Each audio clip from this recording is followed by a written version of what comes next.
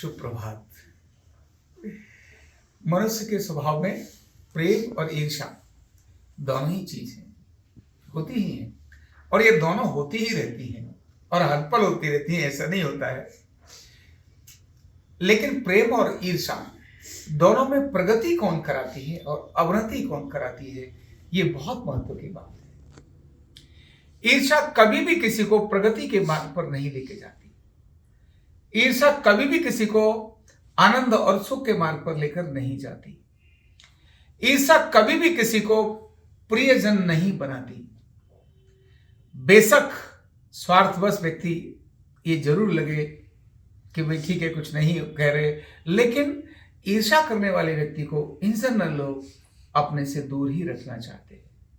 लेकिन प्रेम करने वाले व्यक्ति को, जो हमेशा दूसरों से प्रेम करता है, दूसरों को सहयोग करता है, दूसरों के विकास में आनंद लेता है, ऐसे व्यक्ति को सब लोग प्रेम करते हैं और ऐसा करने से ही प्रगति होती है। ऐसा ही करने से, वैसे सामान्यतः ये कहा जाता है कि व्यक्ति अपने दुख से दुखी नहीं है, दूसरों के सुख से दुखी होता है, ये ऐसा कहा जाता है। लेकिन जो दूसरों के सुख से दुखी होता है वो कभी भी अपने प्रगति के मार्ग विकसित नहीं करता। लेकिन जो दूसरों के सुख को देख करके सुखी होता है वो अपने सुख भी निर्माण करता है और आत्मानंद का बहुत बड़ा कारण बनता है। ईर्ष्या कब होती है? जब व्यक्ति कंपेयर करता है। क्या करता है? जब भी तुलना करने लगेगा ईर्ष्या हो जाएगी। क्यों? जब भी तुलना करेगा अपने को कमजोर पाएगा, तुरंत ईर्ष्या हो जाएगी। अगर ऐसे में ही अगर तुलना कर भी ली तो करने में अपने को कमजोर न पाकर सामने वाले का एप्रिसिएशन कर दे, यार तुम कितने अच्छे हो, कितना लकी हो, तुम्हारे पर भगवान की कितनी बड़ी कृपा है, तुम क्या कमाल हो, केवल इतना ही कह दिया तो ईर्ष्या खत्म हो जाएगी और अपना अगला स्टेप आ जाएगा, अंदर से ताकत जगेगी, तुझे भी कुछ करना चाहिए।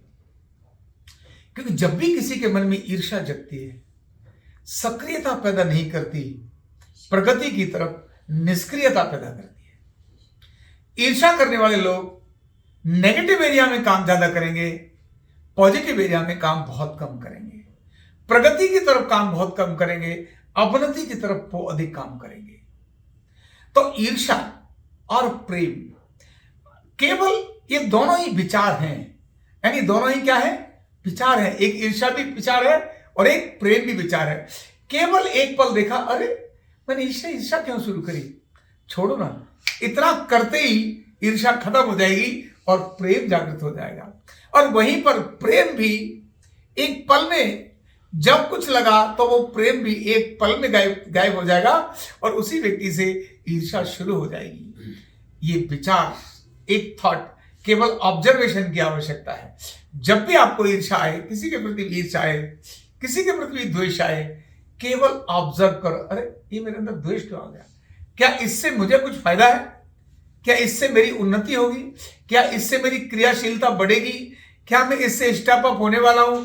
अगर जैसे आपको ध्यान आए, यस इस ईर्ष्या से तो मुझे स्टेप अप होना है, कर लीजिए। लेकिन कभी भी कोई ईर्ष्या प्रगति की तरफ नहीं लेकर जाती।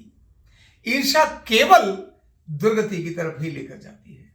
और इसलिए प्रेम यही एक चीज है, कॉपरेशन यही एक चीज है, सहयोग यही एक चीज है जो आपको आगे लेकर जाती है। और इन सब के अंदर आपके पराक्रम की पराकाष्ठा, आपके काम की पराकाष्ठा, आप जो भी काम करते हैं उस काम के अंदर अपनी पराकाष्ठा दिखा देंगे।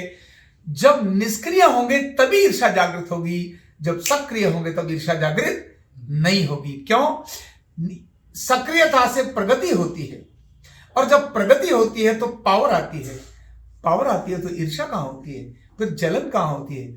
और ईर्ष्या तो वास्तव में जलन ही है। ईर्ष्या क्या है? जलन है, बर्निंग ही है। अंदर भी बर्न करती है और बाहर भी बर्न करती है। शरीर के अंदर शक्ल बदल देती है जब ईर्ष्या आती है, और जब प्रेम आता है तो चमक आती है। क्या आता है? चमक आती है। तो प्रेम और ईर्ष्या में प्रगति का मार्ग प्रेम है, प्रगति का मार्ग ईर्ष्या कभी भी नहीं हो सकती। जिनसे भी ईर्ष्या करें, प्रेम करना शुरू कर दीजिए, प्रगति हो जाएगी। Thank you so much.